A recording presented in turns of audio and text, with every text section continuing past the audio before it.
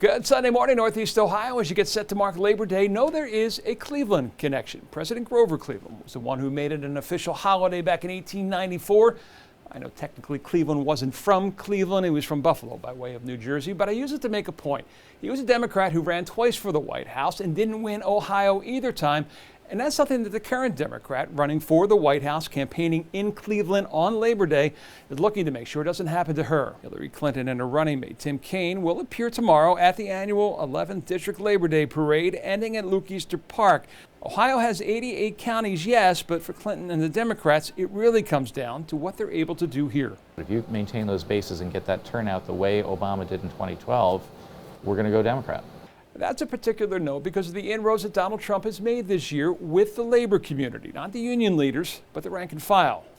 It is one of the safest stops in politics for Democrats in Ohio seeking support, a rally with union workers. But in the year that is 2016, nothing is certain. This is one of those votes that was reliably Democrat and now is up for grabs because of what Trump has done to appeal to laborers when it comes to issues of trade, immigration, etc. Trump capitalizing on Clinton's comments on coal is highlighted in this Rob Portman ad. We're going to put a lot of coal miners and coal companies out of business. It is where Trump told me he sees opportunity. The miners are going to be out of business. The steel workers are going to be out of business.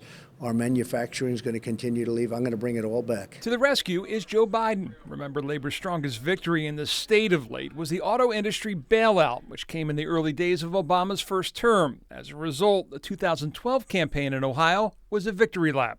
You have 15,000 new auto worker jobs again, back just since we reorganized. It's a message he sold Thursday to auto workers in Cleveland. He has no idea what's made America.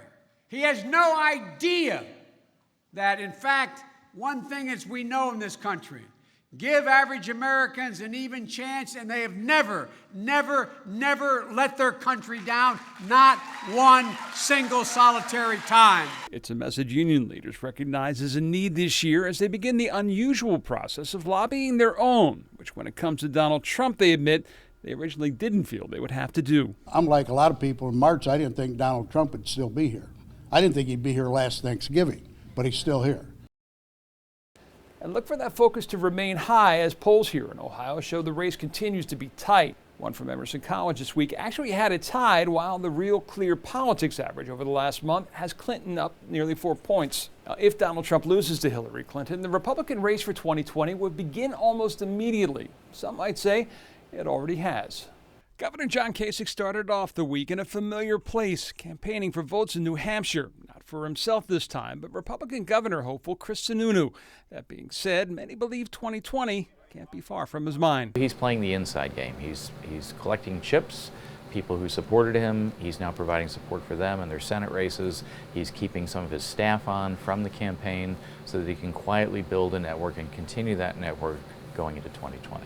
Nowhere is that more crucial than in New Hampshire, a state the RNC Rules Committee decided last month will maintain its first-in-the-nation primary status in 4 years. It's a state where Kasich held over 100 town halls, had a formidable ground game, and placed second to Donald Trump. Last month, I asked Kasich about this. Because of the groundwork is laid when you look at a state like New Hampshire. I think you probably met two-thirds of the people. Would you consider another run? Well, that's like asking somebody once they finish a marathon, meet them at the finish line, say, you're going to run another one?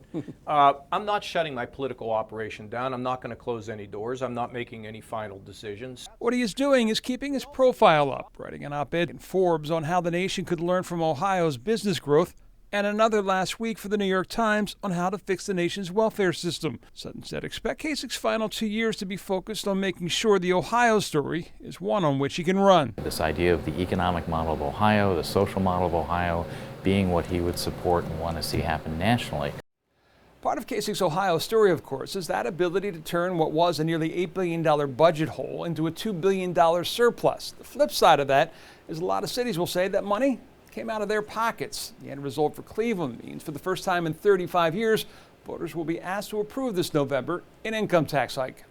For the better part of the past 5 years, Cleveland has been balancing its budget through creative financing. This after the state balanced its budget in 2011 by cutting the money it sends to local governments. For Cleveland, that was a $35 million hit at first. To help cities get some of that money back, the state passed collective bargaining reform, Senate Bill 5. Mayor Jackson saying at the time, it don't work that way. If SB 5 was in full effect, it would not make up $35.7 million, believe me. That figure only continued to grow, and so for the first time in 35 years, Cleveland is seeking to raise its income tax from 2 to 2.5%. On an income of $50,000, that would cost those who work in the city an extra $250 a year. It would generate around $83 million, money that would offset a pending deficit, eliminate the need for layoffs and the cutting of city services, while making the city's neighborhoods ripe for more investment. That means you need greater services. You need better roads. You need more housing inspections. You need faster codes and permits to come forward.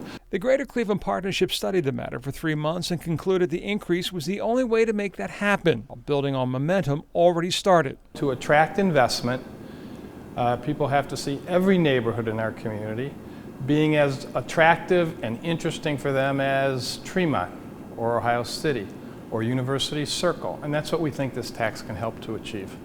Well, here's an interesting stat. 87% of the city's income tax is paid for by workers who don't live in the city and therefore won't have a vote this November. With Democracy 2016, I'm John Kosich. Enjoy your Sunday.